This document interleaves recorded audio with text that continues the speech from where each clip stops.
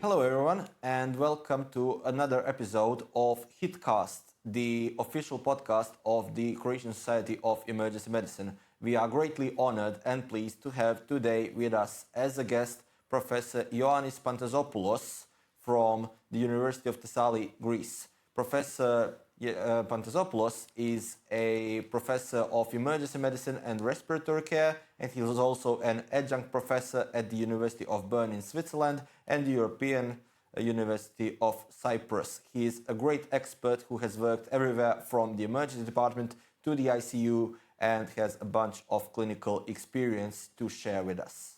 Welcome, Professor. Thank you very much for the invitation and for giving me the opportunity to share my experience regarding the use of nasal high flow in patients with respiratory failure. It's a great honor for me to be here. Thank you very much. Thank you. And it's a great honor to have you on the show. So, as you mentioned, today's topic is going to be everything you ever wanted to know or didn't know you want to know about high flow nasal cannula or high flow nasal oxygen. So, to start off with an easy warm-up question, let's talk a bit about the physiology. So can you tell us some of the ways, some of the physiological mechanisms by which high flow nasal cannula improves oxygenation and ventilation in our patients who need it? Yeah. So as you correctly said, nasal high flow improves both oxygenation and ventilation through several complementary mechanisms. First of all, it provides a stable FiO2 to the patient because it administers air-oxygen mixture at high flow rates that match or even exceed the patient's inspiratory flow, limiting room air entrainment. Second, it provides a small degree of positive and expiratory pressure, around 2 to 6 centimeters of water, that recreate alveoli, increase functional residual capacity, and improve ventilation perfusion ratio, ventilation perfusion matching. Okay. And third, it cleans CO2 from the upper airways, and mainly I'm referring to the nasopharynx and the upper part of the trachea, which decreases the CO2 that the patient rebreathes, and this decreases the patient's minute ventilation. And of course, nasal high flow is not just high flow of gas, it is high flow of heated and fully humidified gas. So it enhances mucociliary clearance, it decreases airway inflammation and airway resistance. And regarding inspiratory resistance, it provides a small degree of flow assistance and decreasing the negative intrathoracic pressure that the patient has to generate in order to start breathing. So it actually decreases the inspiratory pressure swings, and all these mechanisms together improve the patient's work of breathing, decrease significantly the patient's work of breathing. That sounds great. So let's jump on to a more, let's say, demanding question. So the evidence. We often mention HFNC in conjunction with NIV, non-invasive ventilation, and we sometimes compare the two in various clinical contexts and situations. So I'm very interested in hypoxemic acute respiratory failure, to be precise. And I'm interested, what's the evidence on high flow versus NIV? Which is better in which situation and how does it fare against NIV? Mm-hmm. Yeah, this is a good question. Nasal high flow in 2020 received strong recommendation for use in patients with hypoxemic respiratory failure from the European Society of Intensive Care Medicine. And 2 years later, it received again strong recommendation for use in hypoxemic respiratory failure from the European Respiratory Society. And when the ERS task force was asked, should nasal high flow or conventional oxygen therapy be used in patients with hypoxemic respiratory failure, the answer was straight. Nasal high flow should be preferred over conventional oxygen therapy. But the second question was, should nasal high flow or NIV be preferred in patients with acute hypoxemic respiratory failure? And the answer was, again, nasal high flow should be preferred over NIV.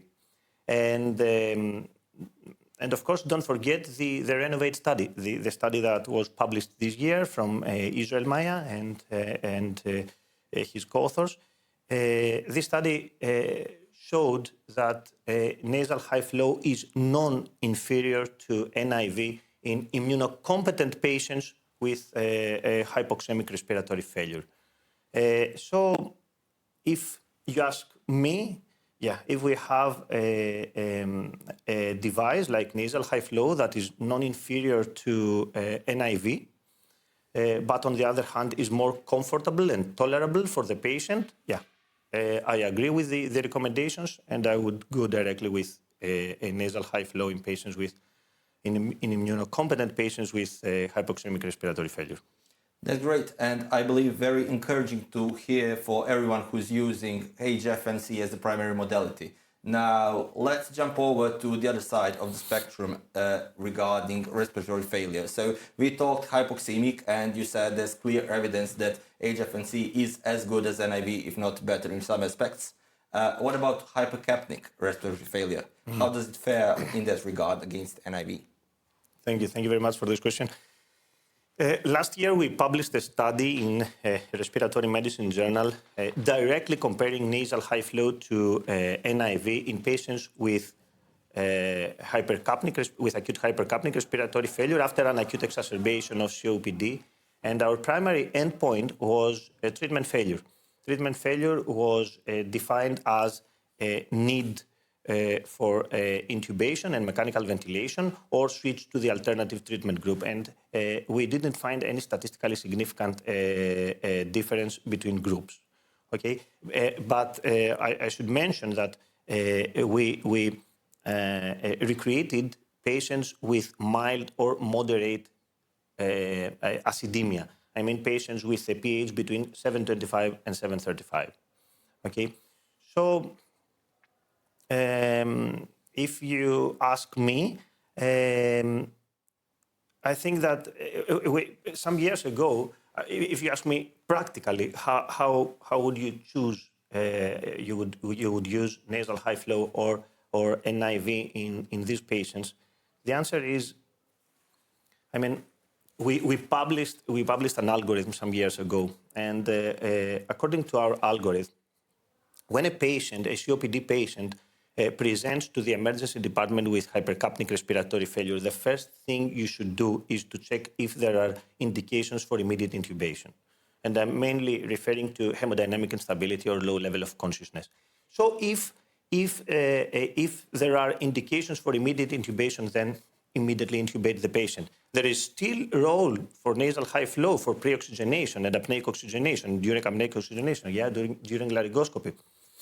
If, on the other hand, the patient doesn't have any criteria for immediate intubation, then give medication, give bronchodilators, corticosteroids, antibiotics if needed, and then check if the patient has indications for non-invasive respiratory support. And then what we do is to check the pH level. So if the pH is below 7.25, so if the patient has a severe acidemia, then go directly with an IV.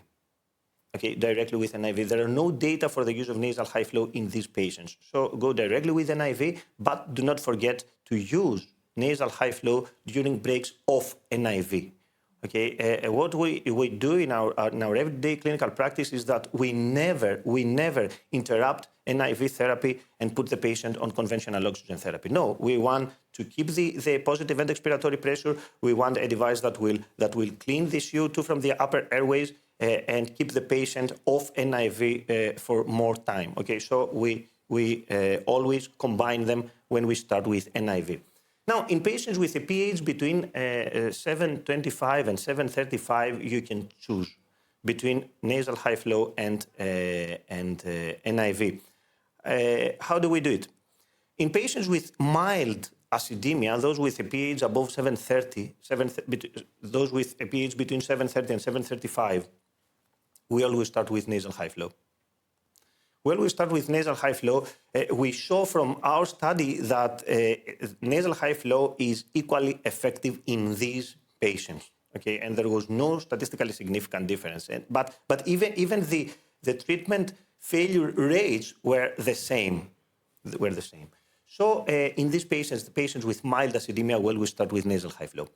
But what about patients with a pH between 725 and 730, those with moderate acidemia? In these patients, we consider patient-related factors. For example, if the patient has many secretions, we start with nasal high flow. If there are anticipated mask fit issues, we start with nasal high flow. If the patient has a claustrophobia, we start with nasal high flow. If we know the patient and we know that he doesn't tolerate NIV, we start with nasal high flow. On the other hand, if the patient has congestive heart failure or obesity hypoventilation or obstructive sleep apnea, we start with NIV. We start with NIV, and of course, if the patient cannot tolerate NIV, we switch to nasal high flow, or if we stop NIV, because the patient, when the patient is on NIV, he cannot eat, drink, expectorate, speak with his relatives or the doctors, we put the patient on nasal high flow. Okay, so this is what we do in our everyday clinical practice nowadays. That's so great to hear, and thanks a lot for sharing the algorithm that you use. And I'm going to use the opportunity to get right into the trenches with you with the next question. So I know it's very context dependent, depending on each patient and their clinical state. But let's say I want to use high flow nasal cannula on a patient with some kind of acute respiratory failure. Which flow rates should I start with? Which FiO2 should I start with? And how should I titrate? And what should be my clinical guides to titrating those two? It depends.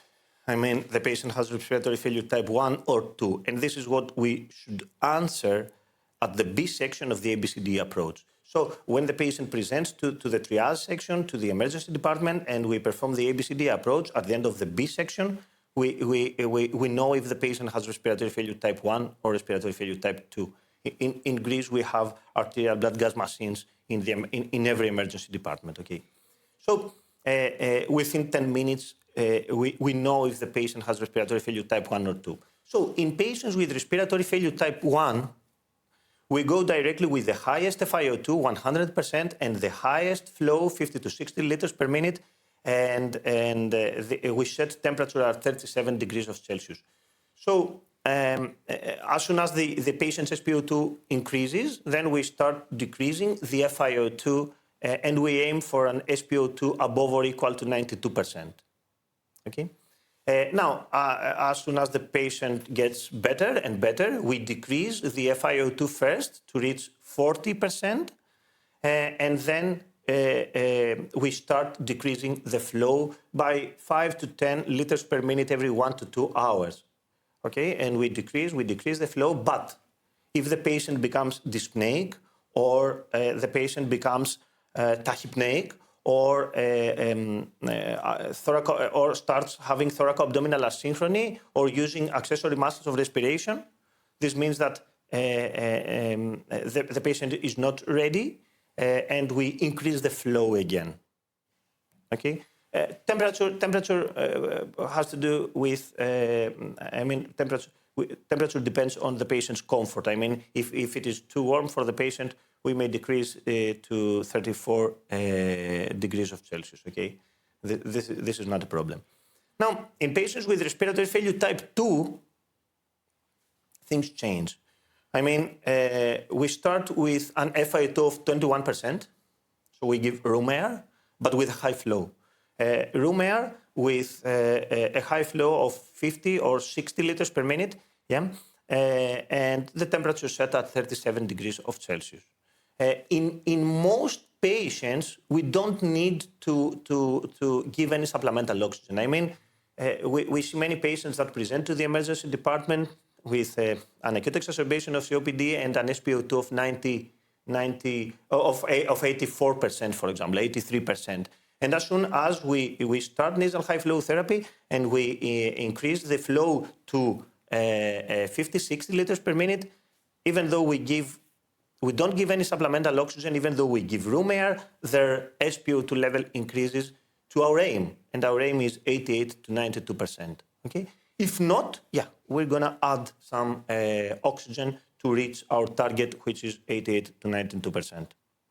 Very clear and very nice instructions. I believe they're going to help many of our colleagues listening to the podcast. Just a small tidbit regarding temperature.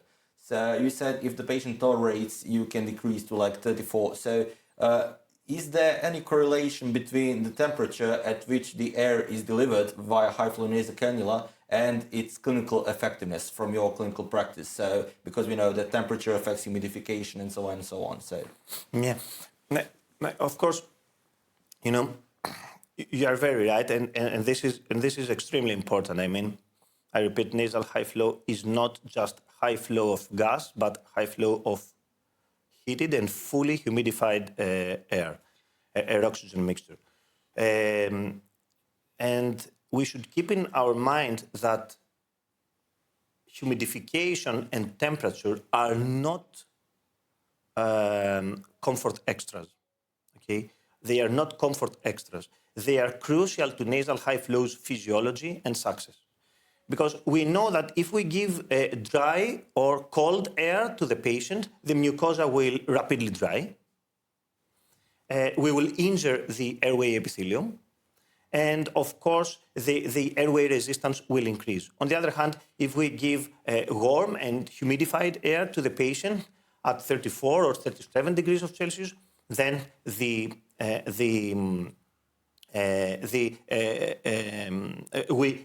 preserve the mucociliary function, we even enhance mucociliary clearance, and we decrease airway inflammation and resistance. So it is crucial. It is crucial, and also we shouldn't forget that temperature. I mean, you know, if you give dry or cold air to a patient, the patient has to warm and humidify the air, yeah? And the patient, in order to do that, spends energy. And maybe this is not a problem. This is not a problem for me and you, but for a patient that presents to the emergency department with a high work of breathing, every joule of energy counts. Okay, so the patient doesn't need to spend any energy to warm and humidify the air, and this is also important. Yeah, makes a lot of sense, and thanks for that. Now, let's get a bit back into the trenches again and talk about plan Bs and failure. So, are there any reliable predictors or predictors you like using for predicting the failure of HFNC and the need to escalate to either NIV or direct intubation? And what would those be? What should we be on the lookout for? Yeah, this is also very important. It is important to recognize the responders from the non-responders, the patients that are doing well on nasal high flow and when nasal high flow has failed. So I think that the most important parameter is respiratory rate.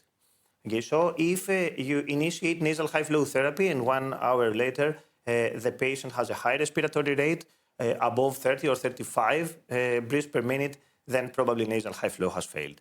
If the patient develops any acute respiratory acidosis, this means that nasal high flow has failed.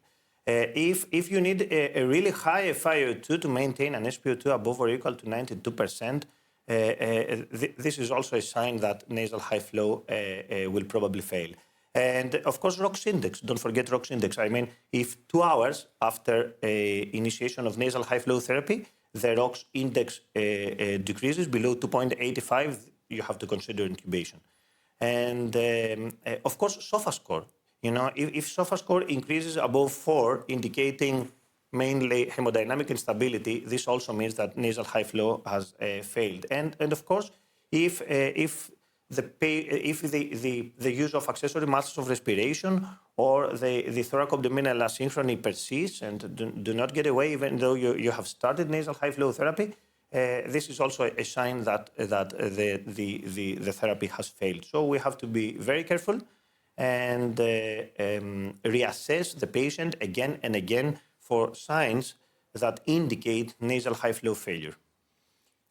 because nasal high flow buys us time to stabilize the patient.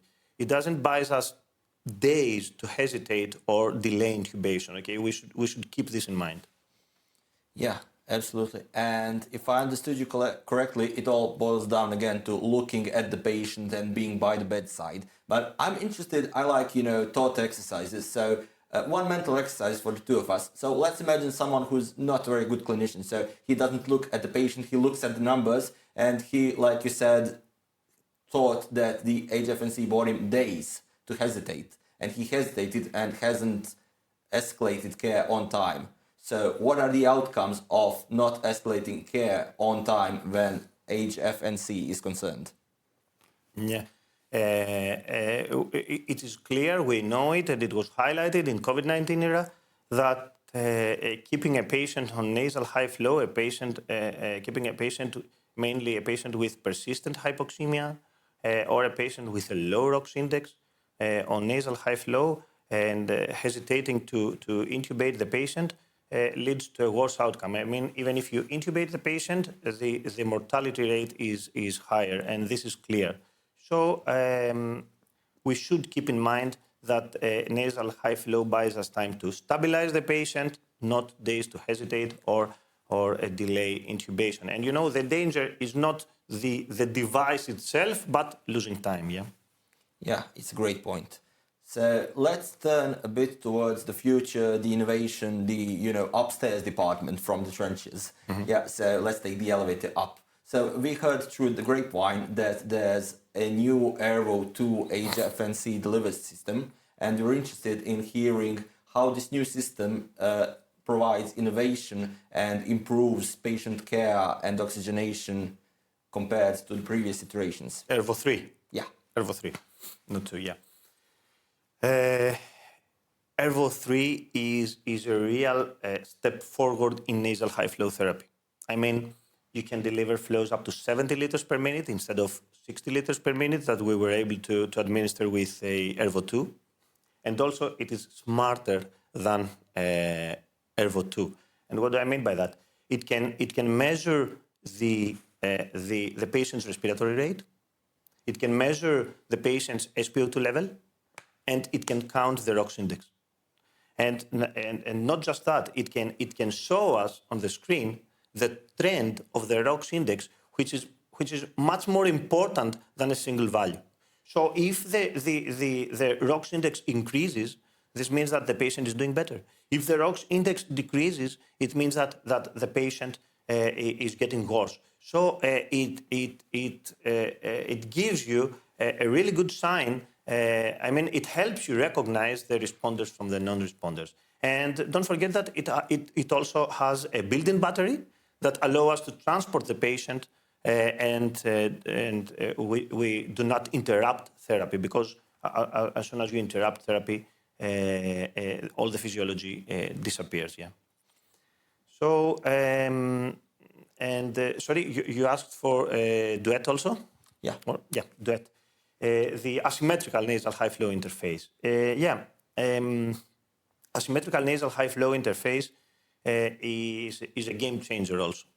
I mean, you achieve a higher positive end expiratory pressure than with the symmetrical one, and it cleans CO2 from the upper airways faster, even in patients with a high respiratory rate, because clearance of CO2 also depends on the respiratory rate. But it seems that this interface cleans the CO2 faster through the reverse flow that it creates, and to a higher degree than the previous one, than the symmetrical one. So yeah, both Aero 3 and the asymmetrical nasal high flow, I think that both of them together will change the game. I mean, we have to do the studies again with these devices because I'm sure that the results will change. So you've got cognitive aids plus better effectiveness plus doing what they already did, but much better, if I understand correctly. Exactly. Yeah. So let's move a bit to education and simulation. So it's been like 3 or 4 years since the COVID pandemic raged across the world. And we've had some sort of, let's say, mass casualty respiratory incident, if I may call it like that. So, we all know it's important to be ready if another one ever happens. Where do you see the role of HFNC in simulation and educating the new generation of clinicians in dealing with another potential hazard like the one we faced before? Yeah. Apart from pandemics and mass casualties, I think we have just finished three big meetings, NRS, non-invasive respiratory support network meetings. One was held in Auckland, the other in Athens, and the last one in Lima. And what I saw from these educational courses was that nasal high flow is an excellent educational tool. I mean, we discussed a lot with our colleagues about the parameters that they should take into consideration to escalate therapy, the interpretation of ROX index, the trend of ROX index, how to recognize the non-responder. So yeah, I think it's an excellent educational tool for simulation, and in these courses we had a lot of hands-on workshops, a lot of skill stations that I think that, and the feedback that we had was amazing. Now regarding mass casualties and pandemics, I think that nasal high flow becomes a key tool for emergency and critical care. And regarding pandemics, in pandemics and mass casualties, now we have another respiratory support device when ventilators are limited. So we have another respiratory support